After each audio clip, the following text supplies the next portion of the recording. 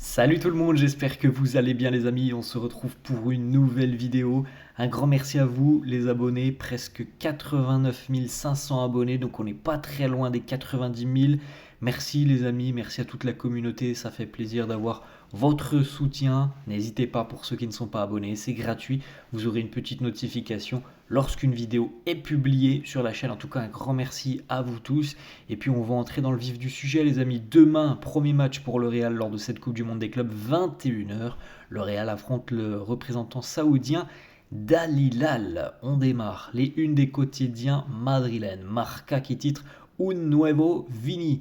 Vini tout neuf, tout frais. C'est ce que l'on espère pour cette Coupe du Monde des clubs. On a eu un Vini un petit peu emprunté tout au long de la saison, qui a certainement eu beaucoup de mal à digérer l'échec du Ballon d'Or. En tout cas, chez Xabi Alonso, on voit en Vinicius un élément très important offensivement.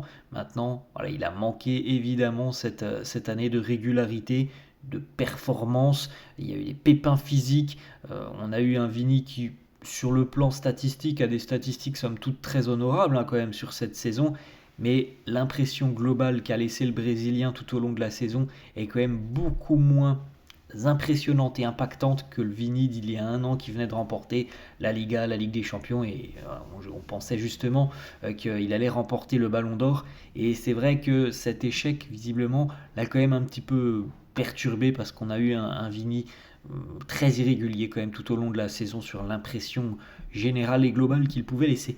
La une du quotidien AS, Vuelve la Muralla, le retour de la muraille. Les problèmes défensifs du Real liés à de nombreuses blessures sont pour le moment en train de se régler, parce que évidemment les amis, quand ça fait 2 ans que vous avez des blessures quasiment toutes les semaines, on va dire pour le moment, et on va toucher du bois et espérer qu'on n'aura pas de pépins physiques cette saison.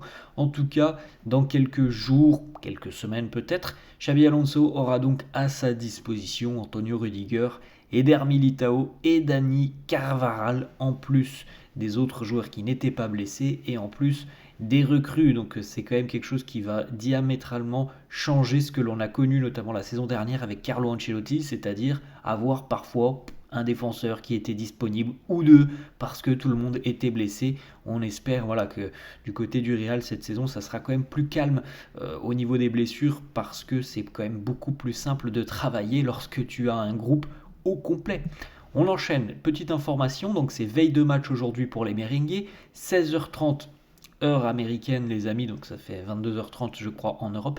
16h30 la dernière session d'entraînement pour les Merengues du côté du Hard Rock Café Stadium à Miami, et puis 22h30 donc heure américaine, donc là par contre c'est dans la nuit chez nous, la conférence de presse d'avant-match de Xabi Alonso. Là ça sera très intéressant les amis, de voir déjà un petit peu quel est le schéma utilisé sur cette dernière session d'entraînement.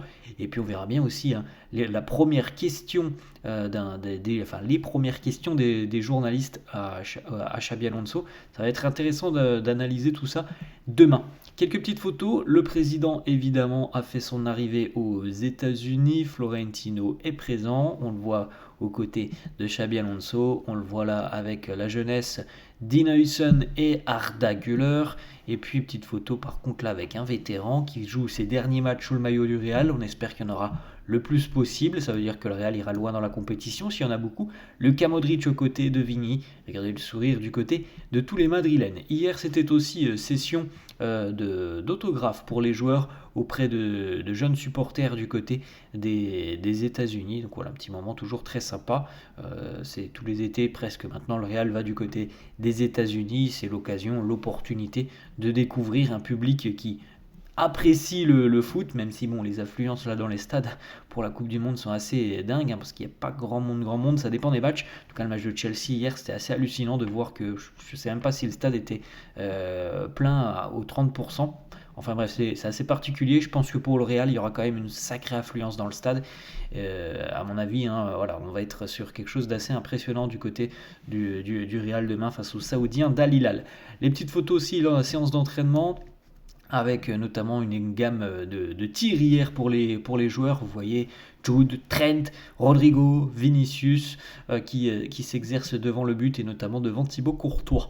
Eduardo Camavinga à l'entraînement, alors on rappelle encore une fois à l'entraînement individuel, mais c'est plutôt une bonne nouvelle, il a les crampons comme on l'a dit hier, il a touché le ballon, c'est normalement une question de jours pour Eduardo avant qu'il ne reprenne l'entraînement collectif avec le groupe.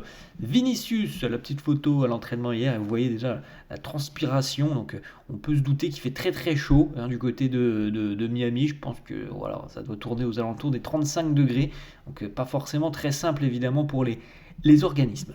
Petite information d'ailleurs, selon le quotidien La Serre, Vini et Kylian Mbappé seront le duo utilisé en attaque demain face à Al Hilal.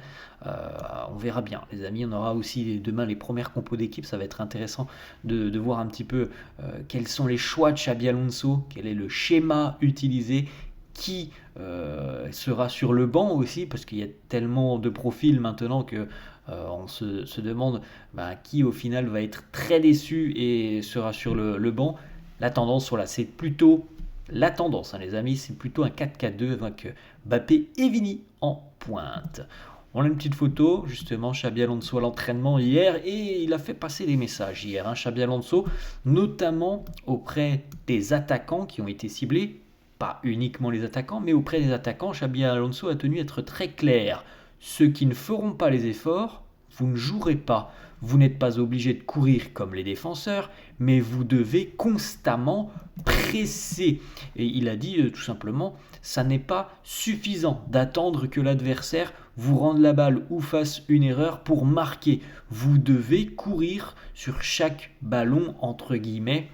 Voilà, vous devez exercer un pressing, comme il l'a dit. Voilà, vous n'avez pas le même métier que les défenseurs, mais par contre, être passif et attendre, ça ne le fera pas avec Xabi Alonso. Sans manquer de respect à Carlo Ancelotti, les amis, Xabi Alonso veut une équipe proactive, qui prenne tout simplement le jeu à son compte et qui agresse l'adversaire le plus haut possible sur le terrain. Avec Carlo, les amis, ça n'a jamais trop été le cas. On ne peut pas dire que le Real de Carlo, c'était une équipe qui presse. C'était plutôt une équipe passive, qui attendait, qui partait sur les bases des contre-attaques. Xabi Alonso, c'est tout l'inverse. Donc il a fait passer le message aux attaquants. Vous allez devoir travailler, vous aussi. Et on sait, les amis, que ça n'a pas toujours été le cas, notamment pour Kylian Mbappé. Vinicius, lorsqu'on lui a bien demandé de travailler, on se souvient par exemple le match face à Manchester City, la finale face à Liverpool, lorsqu'on lui demande de travailler, il le fait. Kylian Mbappé, on verra bien comment ça se passera. C'est un joueur qui, quand même, en général, n'est pas trop habitué à travailler pour la défense. Ensuite, une petite information. Lorsque Xabi Alonso est arrivé du côté du Real, il a organisé, donc vous vous en souvenez, c'était il y a une dizaine de jours, une réunion avec son staff, une réunion qui avait duré d'ailleurs 3 heures. C'était avant la première séance d'entraînement, donc c'était il y a 9 jours, lundi dernier. Et lors de cette réunion, il a été question des différents aspects du match et ce sur quoi le Real devait se focaliser, se concentrer. La décision a été claire. Le pressing, la plus grande appréhension là, de Xabi, c'est de faire que cette équipe soit en mesure de presser très très haut, qu'elle récupère le ballon le plus rapidement possible. Et donc on a travaillé depuis le premier jour de l'entraînement sur cette volonté de vouloir presser le plus haut possible. Alors comme on l'a dit les amis, on le répète, ça va pas, c'est pas en 10 jours qu'on va voir un Real complètement changé, mais en tout cas demain on devrait déjà voir les préceptes de Xabi Alonso, c'est-à-dire on va défendre assez haut, les attaquants, vous allez aller presser les défenseurs qui sont les premiers relanceurs. C'est ce que veut mettre en place Xabi Alonso. Autre information, voilà, comme on vient de l'évoquer il y a quelques instants, Xabi Alonso, lui, ne veut pas avoir un bloc bas, comme ce fut le cas par exemple avec Carlo Ancelotti. Et lorsque le Real n'a pas le ballon, il veut quand même un bloc raisonnablement haut, donc médian haut, on va dire ça comme ça, et être très agressif pour récupérer le ballon. Il veut aussi évidemment une équipe beaucoup plus compacte lorsque l'on presse, parce que si tu presses avec 2 attaquants et puis que derrière il y a un trou de 30 mètres, ça ne sert à rien. Et parfois l'année dernière c'était un peu comme ça d'ailleurs du côté du Real. Il y en avait 2 qui pressaient, puis après ça ne suivait pas, ça sert à rien. Si c'est pour faire ça, faut pas le faire. Il faut avoir un 11 qui bouge comme un seul homme tout simplement et qui va agresser l'adversaire. Donc voilà, ça a été véritablement l'un des points du Real depuis l'arrivée de Xabi Alonso et son staff depuis une dizaine de jours, depuis qu'ils ont essayé de mettre beaucoup de choses en place, c'est ce pressing, la gestion de ce pressing, l'efficacité du pressing madrilène.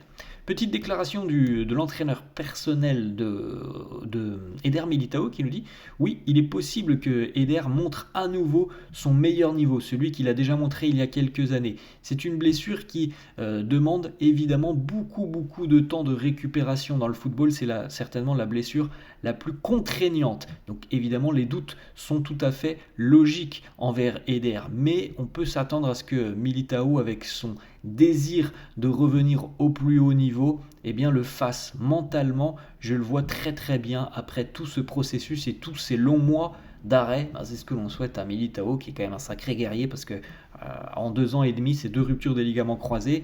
Et s'il revient de tout ça en étant le même Militao qu'il a été auparavant, eh ben, franchement, il faudra le féliciter, parce que c'est un sacré soldat.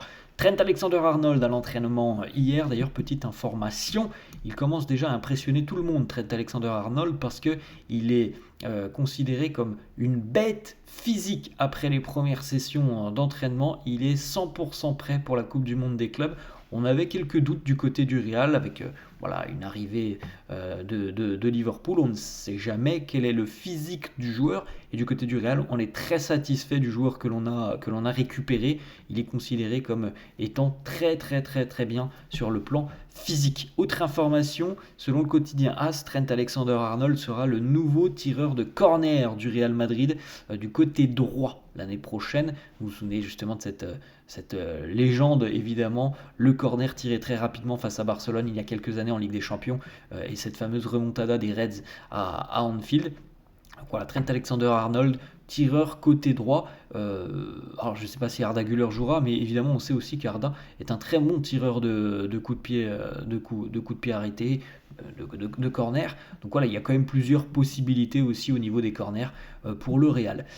Information mercato, selon Fabrizio Romano, le Real est en discussion très avancée pour une prolongation de contrat de Brahim Diaz. Le joueur a déjà dit oui, il veut rester au Real et prolonger son aventure. L'accord devrait être scellé d'ici à 15 jours et le prochain sera certainement Thibaut Courtois. Xabi Alonso apprécie beaucoup le profil de Brahim Diaz. Il apprécie aussi que ce soit encore une fois un profil un peu différent des entre guillemets titulaires habituels, des Vini, des Mbappé, Rodrigo. On l'a loué, le profil de Brahim, tout au long de la saison dernière et un peu auparavant, on s'en souvient aussi les amis, on l'a loué parce que c'est un profil qui, lorsqu'il entre, c'est très électrique, ça part dans tous les sens, il est très vif, Brahim Diaz, il fait souvent beaucoup de différence lorsqu'il entre, donc oui, c'est encore un profil qui peut amener beaucoup du côté du Real. Autre information Marca les amis, la nouvelle politique mercato du Real Madrid: payer des indemnités de transfert pour de jeunes joueurs, Dean Huijsen par exemple, Franco Mastantuono, ou alors signer des vétérans qui sont agents libres, Trent Alexander-Arnold, Kylian Mbappé. Une information aussi, le Real qui va affronter Salzbourg lors de cette phase de groupe de la Coupe du Monde des clubs. Le Real revêtira son 3e maillot lors de l'affrontement, son 2e maillot, le maillot extérieur face aux Autrichiens de Salzbourg. Voilà, pour rappel, le second maillot, donc le maillot extérieur du Real, porté par exemple par David Alaba. Et puis dernière petite information les amis financières, on l'a dit, le Real est dorénavant partenaire de Louis Vuitton. Ça va rapporter au Real 7 millions d'euros annuels. Voilà les amis, la fin de cette vidéo, j'espère que ça vous a plu.